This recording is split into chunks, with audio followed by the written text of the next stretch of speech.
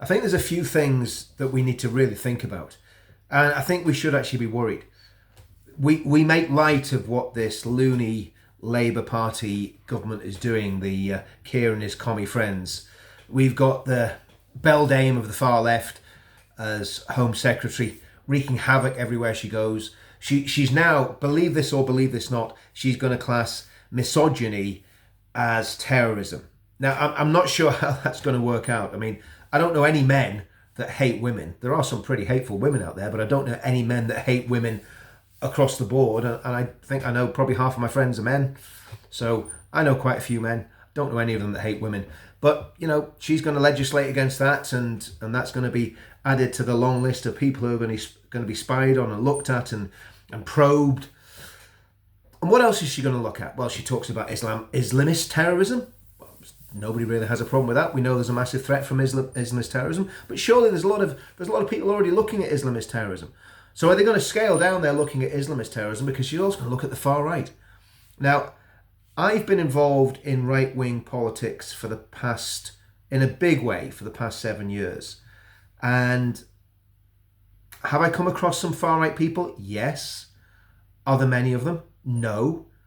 A tiny, tiny number of people that move in right-wing circles are actually far-right, lunatic, anti-Semites, racist, goose-stepping headbangers. There are some, but not many. The vast majority are normal people, normal Brits, who are on the right in politics, possibly, not always, but are very concerned about things like Islamist terrorism, funnily enough, because that's how it all started. When we wind the clock back to 2017, and there was tens of thousands of football lads and veterans on the streets, that's when it all started for us. After those terrible massacres, after those psychopathic, some of them migrants, all of them Islamists, slaughtered people at a pop concert, and then went through Borough Market, stabbing, threatening to blow people up, cutting people's throats, killing women, killing men. And then, of course, you had the lunatic convert to Islam that ran people over on Westminster Bridge, then stormed into Parliament and attacked PC Keith Palmer. That's extremism. That's terrorism. That's real terrorism. And there's been numerous terrorist attacks since then. And let's get this right, a lot of them have been covered up by the state and covered up by the media. Reading being a prime example. Hartlepool, D-notice on Hartlepool. Nobody could talk about Hartlepool and the murder that happened in Hartlepool. So when we're looking at this, what is Eva Cooper really going after? And let's get it right. What she is trying to do, not only silence people that are in our movement, she's not only trying to silence people in our movement, what she's trying to do is shut down right-wing politics in the UK. Look at the way, and listen, everybody knows my position on Farage. I'm not a fan, and I'm not going to say any more than that. But the way he's been targeted, and the way Tommy Robinson has been targeted since these events blew up, is scandalous. The mainstream media, if people are going to get into trouble for spreading false information, well, the mainstream media, all the editors of all those publications need to be in court and facing jail. If people on the right are going to face jail for publishing false information, the people that said that Tommy Robinson and Nigel Farage incited the violence, they need to be in jail as well, because it's the most ridiculous thing that I've ever heard.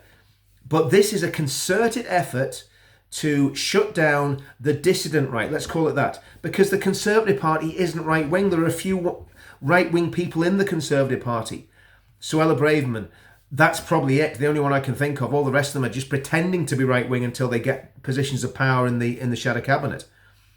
So that's what we're up against. We're up against a concerted effort by this communist government to shut down dissent, to shut down anybody that doesn't agree with their lack of an immigration policy, to shut down anybody that's got criticism of Islamism, the Islamization of the UK, and the threat that Islamism poses in the UK. And let's get it right. Let's call it by its proper name, fundamentalist Islam. That's all been closed down. It's all been stopped. They're also talking about passing this definition of Islamophobia, which will actually stop people being able to speak about Islam. And one of the things we should be able to do in an open society is talk about a religion, because Islam is a religion. Muslims are people that follow the religion. Islam is the religion itself, and it needs to be examined. I was watching a podcast earlier on today with Ibn Waraq, and I read his book, Why I'm Not a Muslim, years ago, probably about maybe 10 years ago now. And that book, under the new legislation, is almost certainly going to be banned, along with lots of other books that have been written on the subject of Islam. And Islam does need to be examined as an ideology because of the chaos that's happened in its name. And we've got to find out, is that because of what's in the text? Is that because of the supposed life of Muhammad? Or is there another reason why people do crazy things in the name of Islam? Those questions are totally fair questions to ask, and we should be able to ask them. And that is not attacking Muslims. That is not attacking people. That is looking at the ideology, looking at the religion and examining it. If you're an atheist, you've got a right to critique and attack Christianity, Islam, Buddhism, Hinduism, whatever religion you want to critique and attack. If you're a Christian, you've got a right to say that our religion is the way, the truth and life. If you're a Muslim, you've got a right to promote your religion and tell people to follow Islam. That's what happens in an open society. But what this is doing, there's a chill wind gone through free speech. And that's why I've redoubled my efforts to do more videos, because we've got to find out where the boundary is with these lunatics. And I really think this current administration is dangerous. I think it's dangerous to national security. I think it's dangerous to world peace. I think it's dangerous to the people of the United Kingdom. I think we've got real problems with this government. And are we allowed to talk about it? Are we allowed to critique and criticize it? That's what we've got to find out. So guys, I just think we've got to realize that we have some very sinister players at play. You know, the beldame of the hard left. Well, she needs to be looked at. She needs to be scrutinised. Her policies and her ideology, and who's advising her? Is Penfold and the clowns from Hate Without Hope, are they advising her? They probably are. And my goodness, I tell you what, we know they can get it wrong. And you know, there's still stuff to come out about the way they get it wrong with people, and they falsely accuse people of being something that they're not.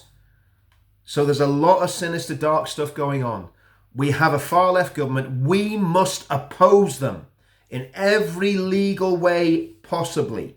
We must oppose this hard left communist government and keep exposing them, keep showing them for what they are. And in 5 years' time, we need a political vehicle to get rid of them and get power in this country. That's what we need. We've got a lot to do in 5 years, believe you me, but we've got to do it.